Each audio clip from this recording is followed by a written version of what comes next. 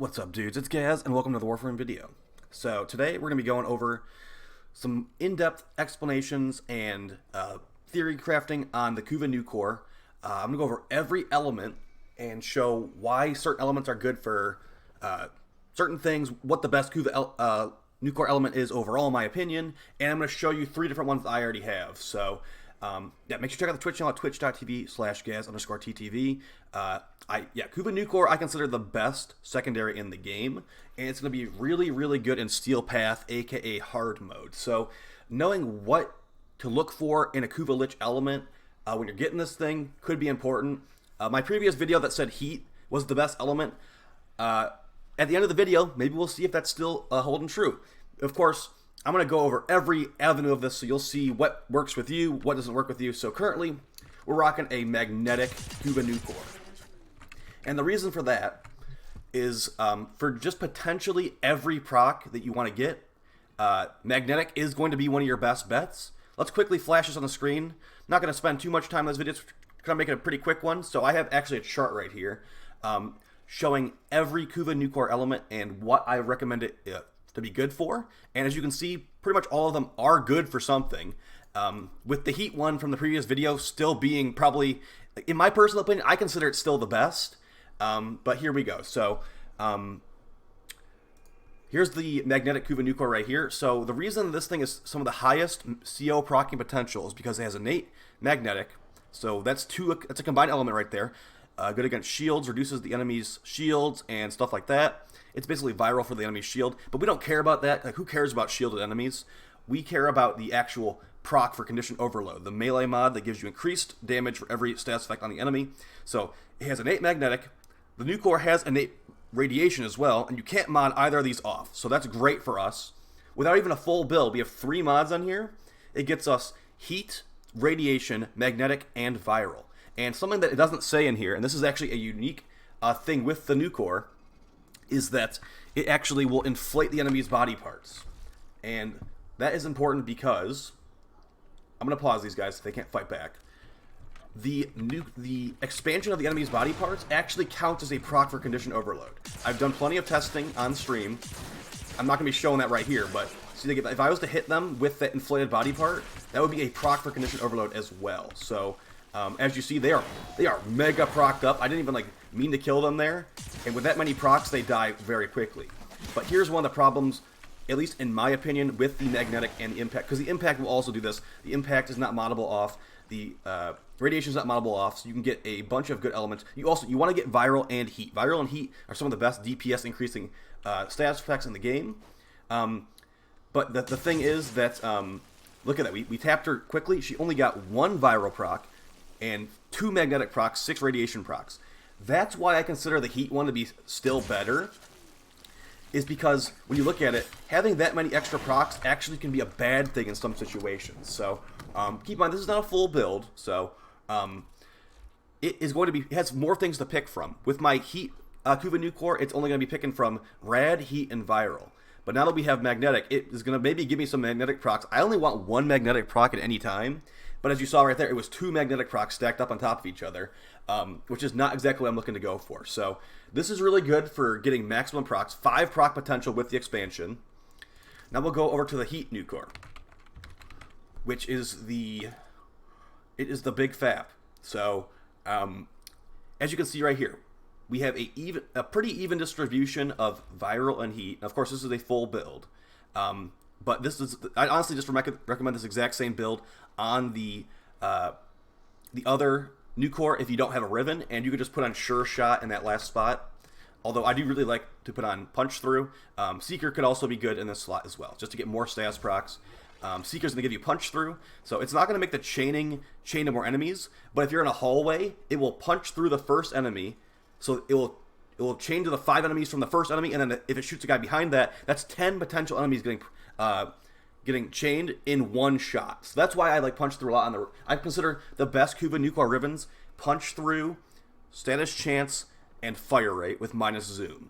Because that's going to get you so many procs. You can actually, you'll probably have 200% plus status chance with the status Riven. So, as I said, pretty even heat and viral distribution here with some rad that we cannot take off the build. So, yeah. A couple of things. Why I consider the Kuva Nukor the best secondary. The Kuva Nukor has innate 50% stash chance, the highest stash chance of any secondary.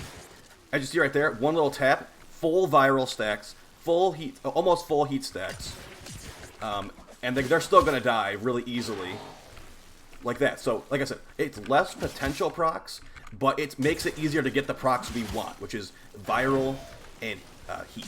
So, that's the thing. Yeah, you get like slightly more damage. I think like Conditioned Overload is 120% melee damage per proc, so you are technically getting a little bit more.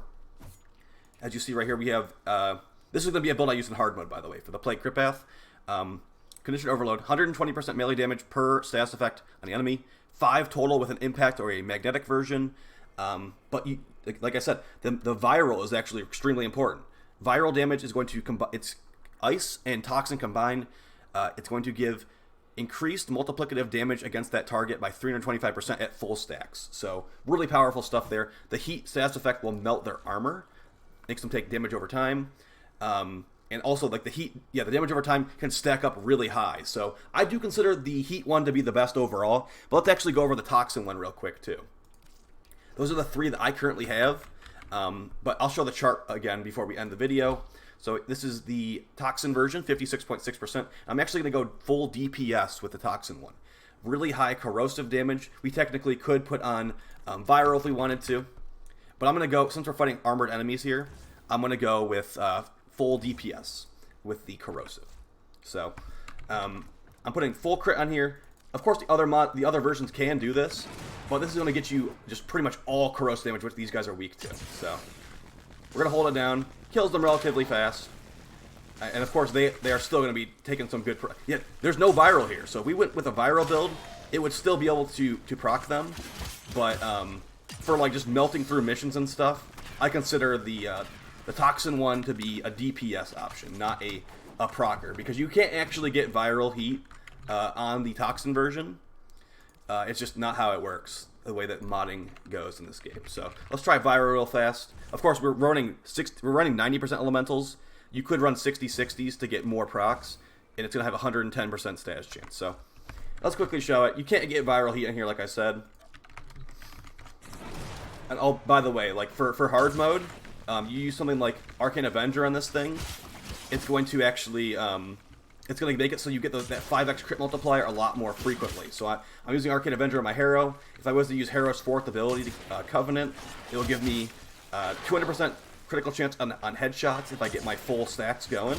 So it'd be red crits. So we'd be double dipping into that crit multiplier quite a few times. So really good stuff there.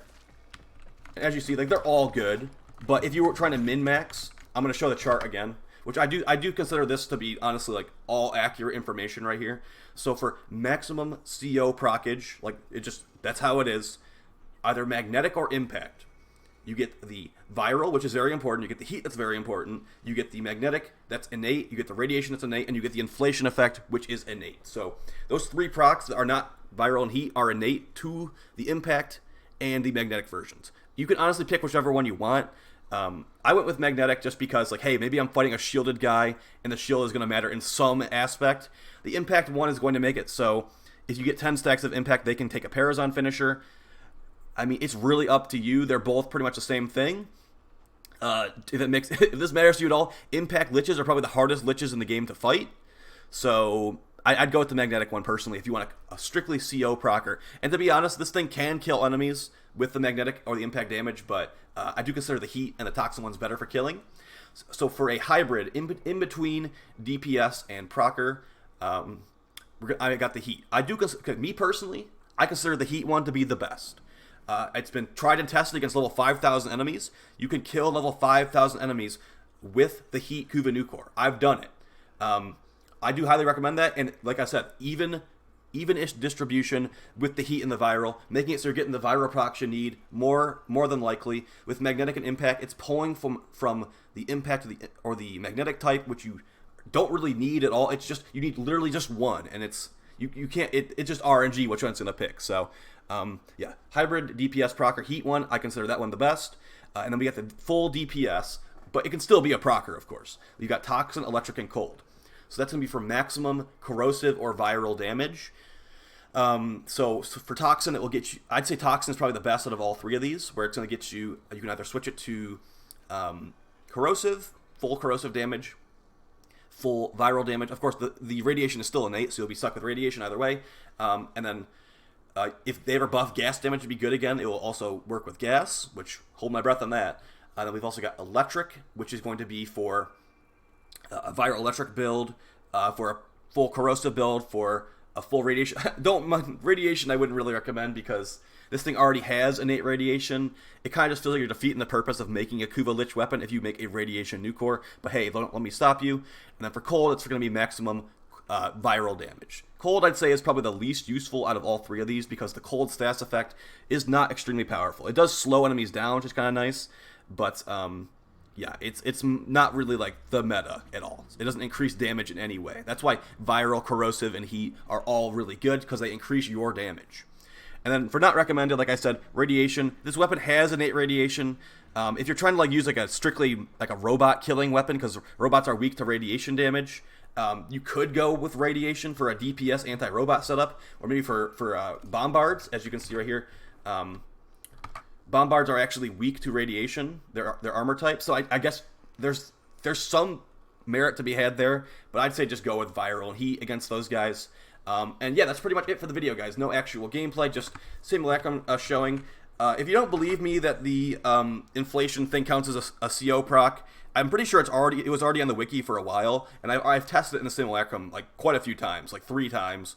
The enemy had no procs on them besides getting inflated, and they actually took more damage from CO than they were before. So yeah, that's a quick overview of the Kuva Nukor for hard mode. Like I said, if you want to do, like, here's the build.